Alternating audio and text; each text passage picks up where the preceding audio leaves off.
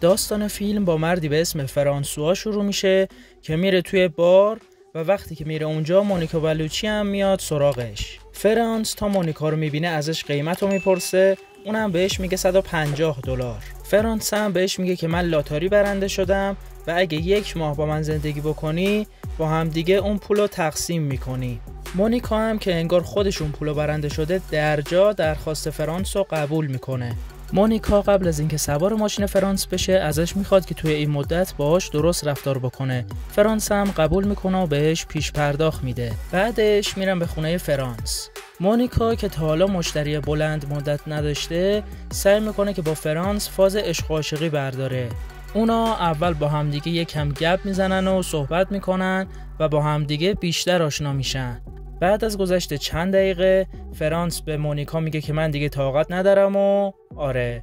بعدش میرن با هم دیگه عملیات انجام میدن. فردا صبح وقتی فرانس از خواب بیدار میشه میبینه که مونیکا براش قهوه درست کرده و بعد اونو بدرقه کارش میکنه، اما تو راه پله دچار حمله قلبی میشه و میفته زمین.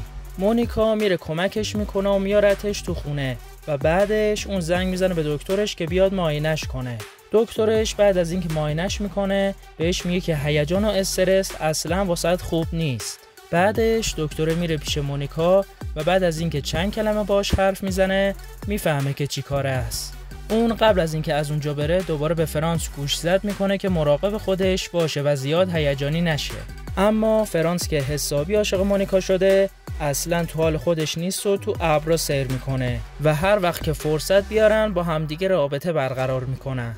یه روز دکتر فرانس میاد خونه‌شون و اونو دوباره معاینه میکنه و میبینه که این سری خیلی بیماریش بهتر شده. مونیکا هم به دکتره میگه احتمالاً به خاطر معجزه عشقه. فردا شب فرانس زنگ میزنه به دکتره و میگه که زود باش بیا اینجا. دکتره وقتی میره میبینه که حال فرانس خوبه و این سری مونیکا حالش بد شده.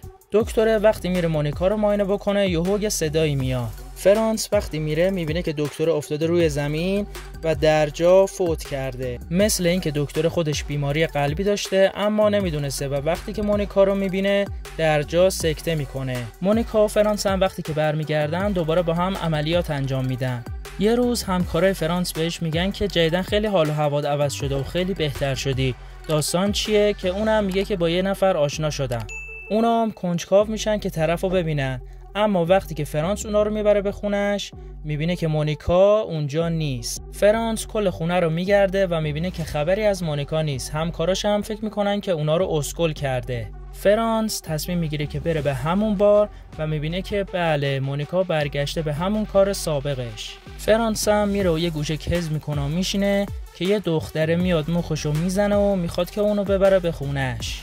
اما همین که اونا دارن از بار خارج میشن یهو مونیکا میاد بیرون و میگه که غلط کردن. مونیکا و فرانس با همدیگه یک کم صحبت میکنن و دوباره مونیکا موفق میشه که مخ فرانس رو بزنه. اونا میرن به خونه مونیکا تا لباساشو برداره که میبینن یه نرقول اونجاست. اون مرد اسمش چارلیه و در اصل شوهر مونیکاست، اما با همدیگه رابطه خوبی ندارن و هر کس واسه خودشه. مونیکا هم لباساشو برمیداره و میاد خونه فرانس و اون شب و تا صبح با هم عملیات انجام میدن، جوری که صدای همسایه‌شون در میاد.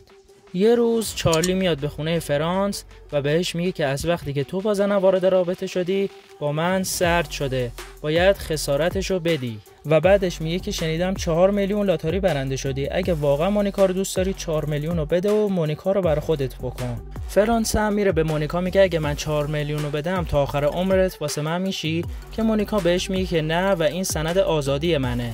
فرانس هم در جواب بهشون میگه که پس هیچی رو جمع کنید و از اینجا برین، تصمیم میگیرم که 4 میلیونمو نگه دارم. مونیکا و چارلی وقتی برمیگردن به خونه، چارلی میخواد که با مونیکا رابطه برقرار بکنه، اما مونیکا خیلی سرده.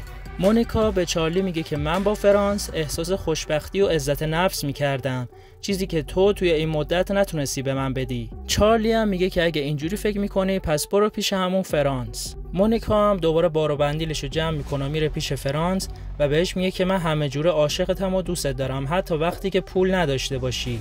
فرانس هم یهو میگه که کدوم پول؟ اصلا پولی در کار نیست، من اصلا هیچ لاتاری برنده نشدم. اون میگه که تنها پولی که دارم حقوق بازنشستگیمه. که مونیکا قاطی میکنه و میگه که یعنی تو هیچی برنده نشده بودی و تو این 3 هفته من الکی با تو بودم؟ که فرانس میگه که چرا، من تو رو برنده شدم. در آخر هم اونا بالاخره جفتشون عشق واقعی رو پیدا میکنن و با همدیگه تا آخر عمر زندگی میکنن و همینجا فیلم به پایان میرسه.